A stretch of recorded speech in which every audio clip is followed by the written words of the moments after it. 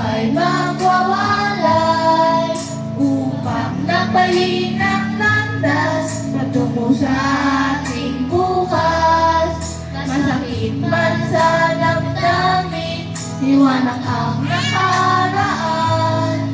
Ngunit dahil sa munting pangarap, kailangan nating maglakbay. Kanan natin kaibigan, puro at mag-aral. Dala ko ang alaala sa ating damdamin.